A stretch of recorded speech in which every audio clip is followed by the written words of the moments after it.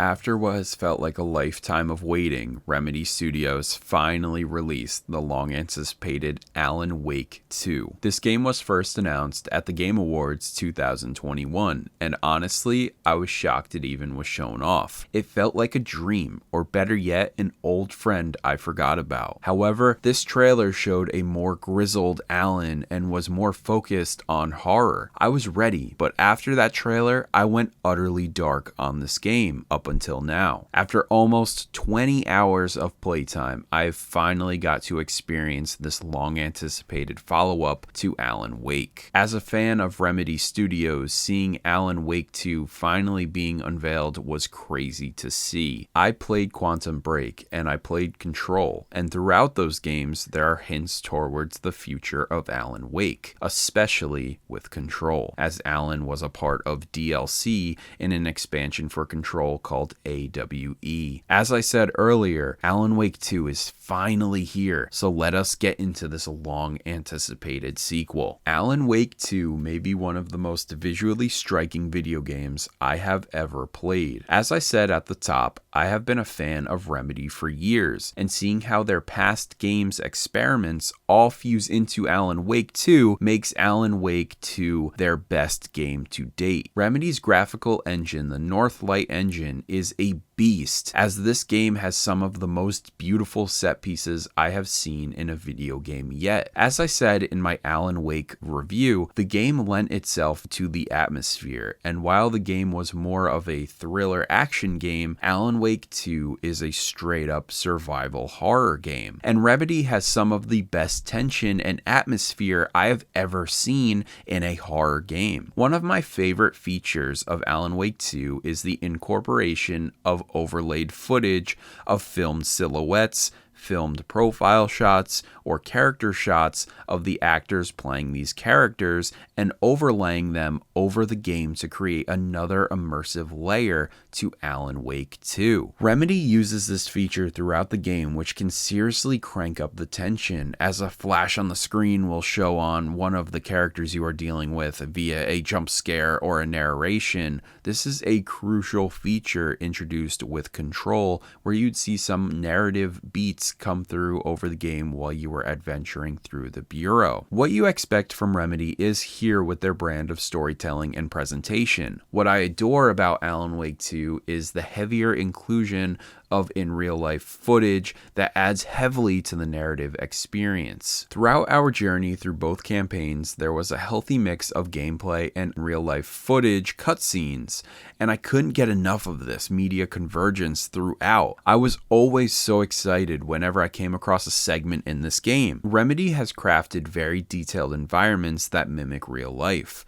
where sometimes I can get caught up in this game's beauty even during its darkest times of Saga Anderson's and Alan Wake's campaign. Alan Wake 2 features two campaigns. One features an FBI agent, Saga Anderson, a profound agent skilled in solving complex or challenging cases. As Anderson, you follow through the legendary Bright Falls again, 13 years after Alan Wake entered the town. As for Wake's campaign, we find him in the dark place, trying to return to Bright Falls, still stuck in the dark place after the events of the past two games. Together, Saga Anderson and Alan Wake must figure out the mystery of Bright Falls and try to bring Alan Wake back from the dark place. The story of Alan Wake 2 had me gripping my controller every single session with the game. It's a slow burn of information with a big payout right before the episode or part finishes, just like Alan Wake 1 with the episode style of chapters and parts. Every time I went to finish the next chapter or part, I couldn't wait to continue onward and experience this further. Throughout the game, I found the story dragging me further and further, where almost every story beat I was intently trying to guess the next plot point. Alan Wake 2 is one of the most well-written experiences I have ever played. And if you have a history with Remedy games like I do, then you will notice a lot of nods and callbacks to their past games. Alan Wake 2 has one of the most gripping narratives in the games industry, and it truly deserves all of the praise for how unique, thrilling, and fascinating this game is. They made the long anticipated sequel solid without saying too much, and this game's story was above and beyond what I had hoped for a sequel. Remedy has mastered the art of storytelling, and after years and years of implementing new features in their other games, they poured all of their heart and soul into this beautiful title. As we have mentioned, Alan Wake 2 is a survival horror game. The gameplay of Alan Wake 2 is a fine-tuned experience of what Alan Wake and Alan Wake's American Nightmare was. However, this game is more akin to a proper third-person shooter. Alan and Saga have the staple flashlights, weapons, and flares at their disposal. However, unlike the past games, since it is a horror survival experience, ammo and resources are more limited than the previous games. The Taken have never been more unsettling as I walk through the dark, neon-lit streets of New York City with Taken shadows whispering, "Wake," as I come close to them, gripping my controller and ensuring my guns are fully reloaded and my health is in check. I love how tense the atmosphere is, and it adds so much to the gameplay in this sequel. I can still be caught off guard and outnumbered even when I'm ready to attack. Alan Wake 2 has taken all of the necessary steps to have an extraordinary, unique narrative, and one of my favorite gameplay features of the sequel is the addition of the writer's room and the mind space. These are two different locations exclusive to Saga Anderson and Alan Wake. They both work similarly. How it works with Saga is she is analyzing all of the information she has for these cases and stitching them together to try and solve them. Each piece of information is as rewarding as the next, and I was solving this case up until the very end, piecing all of my information together. As for Alan, he has the plot board. He gathers information and writes a new plot to fit the description of the area in the dark space, alter its reality, and find recent locations and clues along his path. I adored the tighter, more tense gameplay of this game than the other iterations, and as I said earlier, it feels like Remedy perfected everything, as their last game, Control, had some fantastic gameplay. I do not know how to classify this remark on Alan Wake 2 correctly, but I will say that this game is definitely a horror game. The subject matter is littered throughout to be a tense, dark narrative journey. However, there was one part of this game where almost every couple of minutes was a jump scare, one after another, and it started to feel egregious. I'm all for being in the tense atmosphere, letting it consume you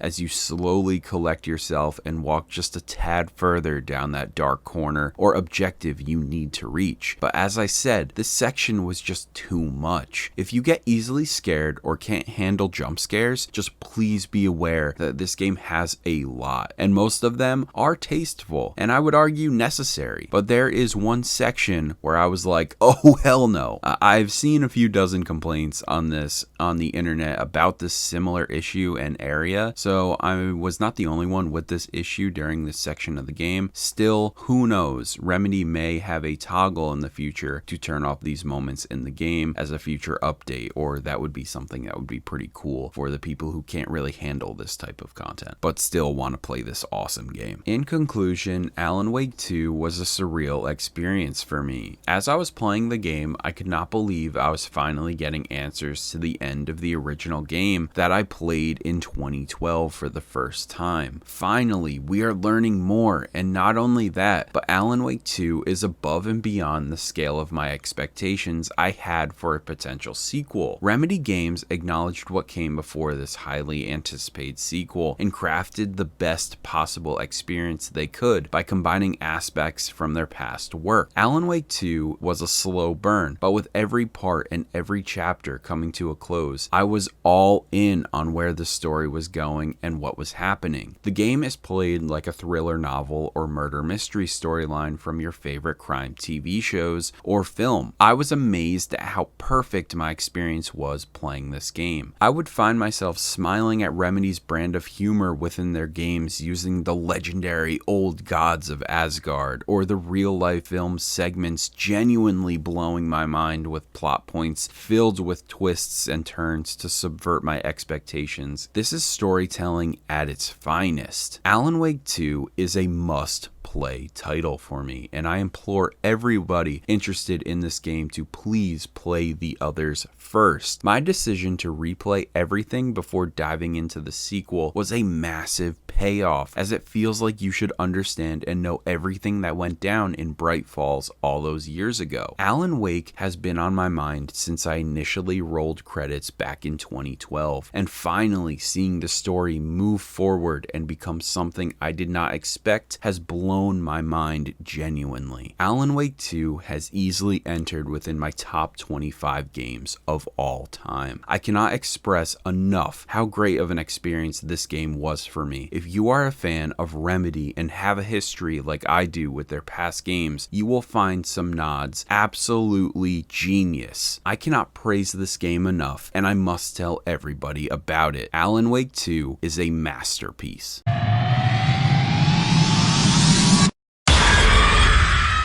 And that's it for this episode today. Let me know in the comments down below if that jump scare I tried to do worked. If not, well, it's just a really shitty jump scare that's forever in this video that just did not work.